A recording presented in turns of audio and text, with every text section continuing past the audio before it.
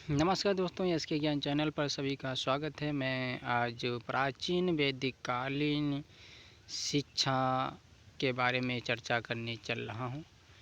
जे basically जे video उन विद्यार्थियों के लिए है जो कक्षा 11-12 में जो शिक्षा शास्त्र सब्जेक्ट जो विषय लिए हुए हैं। चलिए आज हम चर्चा करते हैं। तो शिक्षा भारत में ऐसा कोई भी पौधा नहीं है या ऐसा कोई भी देश नहीं है जहाँ ज्ञान के प्रति प्रेम का इससे प्राचीन समय से प्रारंभ हुआ है। जो प्राचीन समय से लगातार शिक्षा का विस्तार चला आ रहा है, जिसने इतना अस्थायी और शक्तिशाली प्रभाव उत्पन्न किया हो। वैदिक युग के साधारण व्यक्तियों से लेकर आधुनिक युग के बंगाली दार्शनिक तथा शिक्षकों व विद्वानों को निर्विघ्न क्रम रहा है। तो F.W. टॉमसन ने इस बहुत ही महत्वपूर्ण विचार इन्होंने बताया कि भारत में जो विश्व में ऐसा कोई भी देश नहीं जहाँ पर शिक्षा का विकास न होता हो। और ये शिक्षा आज से वर्तमान काल से नहीं बल्कि ये सदियों पुरानी से लेकर जो प्राचीन काल तक आज वैदिक शिक्षा का प्रारंभ रहा। वैदिक शिक्षा में जो प्राचीन काल में होते थे, जंगलों में ऋषि मुनियों के द्वारा जो विद्यार्थियों को शिक्षा धनुष विद्या की शिक्षा दी जाती थी, घुड़सवारी की शिक्षा दी जाती थी, उसमें विद्वानों को बनाया जाता था, सैनिक तैयार किए जाते थे, देश के विकास के लिए किए जाते थे। आज भी वही देश के विकास के लिए, देश को डेवलपमेंट करने के लिए शिक्षा एक महत्वपूर्ण जड़ है जो हर मानव को शिक्षा पर विचार करना चाहिए। आइए आगे चलते हैं। तो इसमें बताया है कि प्राचीन काल में भारत में शिक्षा स्वयं के लिए नहीं है अपितु धर्म के लिए प्राप्त की जाती है। इन्होंने बताया कि प्राचीन काल में जो शिक्षा है जो स्वयं के लिए नहीं है बल्कि धर्म के लिए प्राप्त की जाती है। यह मुक्ति और आत्म बोध का साधन था। जीवन का महान लक्ष्य मुक्त था और मुक्ता भारत का अतीत गौरव प्रथम रहा है, जिसमें आध्यात्मिकता का प्रभाव सर्वोपरि रहा है। यहाँ पर मानव का जीवन दर्शन बहुजन हिताय और बहुजन सुखाय रहा है। जो बहुजन में सभी लोगों को यहाँ पर हित में सभी लोगों को हित के लिए शिक्षा प्रदान की जाएगी। इसमें किसी भी व्यक्ति को शिक्षा से वंचित नहीं रखा जाएगा। सुखाय में उसका जीवन शिक्षा को प्राप्त करने के बाद उसका जीवन ऐसा माना जा रहा है कि उसका जीवन एक नरक से निकलकर एक आत्मविश्वास को जागृत करेगा, उसके आत्मविश्वास में वृद्धि करेगा, देश में विकास होगा। तो शिक्षा दर्शन सदैव समाज की संस्कृति से प्रभावित रहा है। जो शिक्षा एक महत्वपूर्ण ऐसा शब्द है जो समाज के दर्शन सदैव समाज की संस्कृति से प्रभावित रहा है। समाज सदैव परिवर्तनशील रहा है। जो समाज है, इस समाज में नई नई तरह के विचार अभिव्यक्ति उत्पन्न होते हैं। जो हमारे ऊट पुटें के जो शब्द थे, उन शब्दों पर में धीरे धीरे इसमें क्या हुआ, परिवर्तन किया जा रहा है। इसलिए शिक्षा संबंधी विचारधारा भी युग तथा परिस्थितियों के अनुसार बदलती रही है। जैसे जैसे समय चलता वैसे वैसे शिक्षा का विचार और परिस्थितियों के अनुसार इसमें लगातार बदलता रहता है। यह केवल भारत में नहीं है बल्कि विश्व के अनेक सभ्य देशों में समय और परिस्थितियों के अनुसार शिक्षक विचारधारा में परिवर्तन होता रहा है। आगे देखते हैं।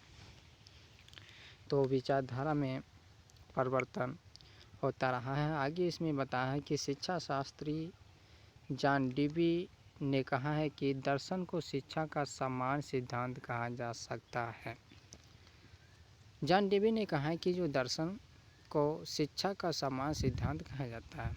जो दर्शन है अपने नेत्र या दृश्यों के द्वारा जो हम देखते हैं, जो कुछ भी देखते हैं वो हमारे दिमाग में, हमारे मस्तिष्क में तुरंत सेव हो जाता है, उसे हम शिक्षा सिद्धांत, सम्मान सिद्धांत कहते हैं। दर्शन शास्त्र की प्रकृति अपेक्षाकृत अधिक अस्थायी है, जबकि शिक्षा शास्त्र में अथवा शैक्षिक विचारधारा में यह काम अस्थायी पाया जाता है।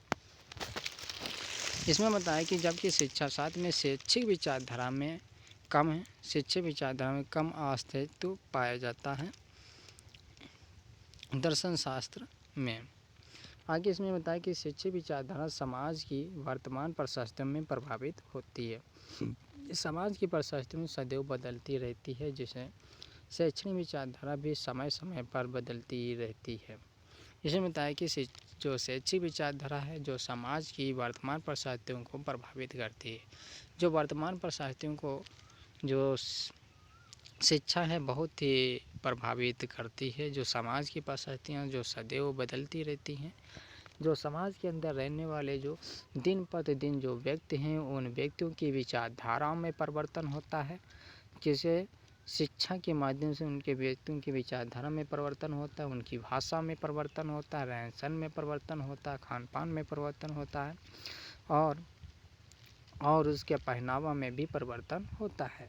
देश के आर्थिक विकास में भी परिवर्तन होता है। कृषि की बात की जाए तो कृषि जो खेतों में भी परिवर्तन होता है, जो नई नई टेक्निकल के साधन जो अपनाए जाते हैं। तो इस प्रकार से एक शिक्षा का एक बहुत ही महत्वपूर्ण संदेश रहा है, जो संदेश रहा है, जो शिक्षा ही सब कुछ है। और शिक्षा से हम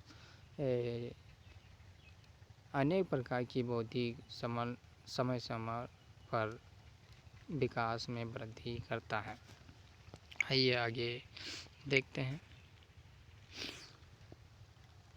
तो हमारे अध्ययन का क्षेत्र भारतीय शिक्षा व्यवस्था है, अतः यहाँ पर विश्व के अन्य देशों की शैक्षिक विचारधाराओं का वर्णन न करके केवल भारतीय शैक्षिक विचारधारा को निम्नलिखित शीर्षकों में विभाजित या प्रस्तुत किया जा रहा है। तो इसमें होता है कि भारतीय शिक्षा की व्यवस्था है, विश्व के अन्य देशों की शैक्षिक विचारधाराओं का वर्णन नहीं किया जाता है। यहाँ पर अपने देश की विचारधाराओं पर चर्चा कर रहे हैं। तो इसमें प्राचीन भारतीय शिक्षा, जो प्राचीन काल में, जो वैदिक काल में धनुष विद्या की शिक्षा जो प्रदान की जाती थी, उस पर वैदिक काल कहते हैं। उसे बाद काल में शिक्षा, मध्यकाल में, मुस्लिम काल में शिक्षा। नंबर 1 क्या है? प्राचीन काल। प्राचीन काल में वैदिक कालीन शिक्षा एवं बौद्ध काल में शिक्षा का विकास हुआ। दूसरा है मध्यकालीन शिक्षा एवं मुस्लिम काल में शिक्षा, ब्रिटिश काल में शिक्षा, स्वतंत्र पश्चात भारतीय शिक्षा, और इन सभी कालों की शिक्षा व्यवस्था पर क्रमश प्रकाश डाला जा रहा है। तो यहाँ पर प्राचीन और मध्यकालीन की बात की जाती है। तो प्राचीन काल में जो भारतीय शिक्षा थी, जो वैदिक कालीन शिक्षा थी, इसमें धनुष विद्या सिखाई जाती थी।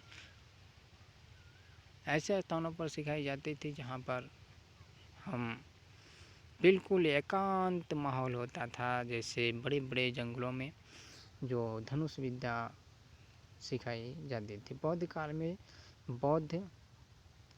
बौद्ध धर्म के प्रवर्तक गौतम बुद्ध थे। इन्होंने समाज को सुधारने के लिए शिक्षा प्रदान की, जो समाज में अनेक बुराइयां फैली थी, जो छुआछूत तथा अन्य प्रकार की जो भेदभाव की भावनाएं जो फैली थी, उनको इन्होंने शिक्षा देकर अधिक विकास किया। मध्यकालीन शिक्षा, मुस्लिम काल में शिक्षा। तो मध्यकाल में क्या हुआ? मुस्लिम काल की शिक्षा इन्होंने, जैसे कबीरदास है, जो कबीरदास ने समाज को सुधारने का अनेक प्रकार की इन्होंने कविताएं, पंक्तियाँ तथा रचनाएं इन्होंने प्रकाशित की हैं, जिससे काफ़ी मात्रा में कबीरदास के दोहों के माध्यम से देखा जाता है जो समाज का विकास हुआ है। ब्रिटिश काल में शिक्षा, जो अंग्रेजी शिक्षा की प्राप्ति हुई, अंग्रेजी शिक्षा में प्राप्ति हुई, जो अनेक देशों में जो ब्रिटिश की शिक्षा के अनुसार कानून व्यवस्था का विशेष ध्यान हुआ। स्वतंत्रता के पश्चात भारतीय शिक्षा, स्वतंत्रता जब भारत देश स्वतंत्र हो जाने के बाद भारत में जो शिक्षा का विकास हुआ बहुत ही तेज़ी के साथ बढ़ता रहा, जो समाज के प्रत्येक वर्ग की शिक्षा का विकास इसमें दर्जा दिया गया, चाहे महिला हो चाहे पुरुष हो, किसी भी जाति या वर्ग या धर्म को मानने वाले हो, ये इसमें सभी धर्म को मानने वाले व्यक्तियों को शिक्षा प्रदान किया गया है और इन सभी कालों की शिक्षा व्यवस्था पर प्रकाश डाला जा रहा है। ठीक है, प्रकाश डाला जा रहा है। आगे देखते हैं, तो आगे है वैदिक काल। तो वैदिक काल पर आज हम चर्चा करेंगे। तो वैदिक काल की शिक्षा क्या है? एजुकेशन इन वैदिक पीरियड।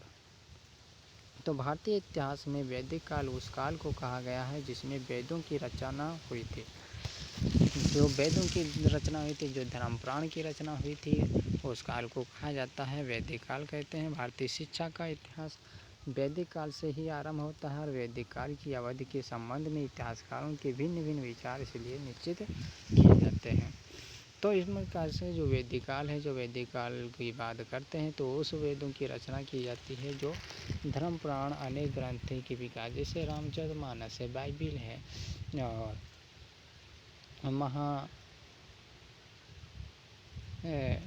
और बाइबिल है, इन रचनाओं की रचना हुआ और धम्म पिटक तथा शुद्ध पिटक ग्रंथ इन्होंने प्रकाशित किया, जो वैदिक काल में प्रकाशित किया गया। तो इस प्रकार से साथियों ये वैदिक काल के बारे में मैंने आपको बताया और ये बहुत ही काफ़ी महत्वपूर्ण आपको वीडियो रहा होगा। सभी विद्यार्थियों से मेरा यही प्रार्थना है कि ध्यान से इस वीडियो पर को देखें और सुने, फिर गंभीरता से विचार करें। ये काफ़ी आप लोगों को सहायता प्रदान करेगा। जय हिंद, नमस्कार मेरे साथियों।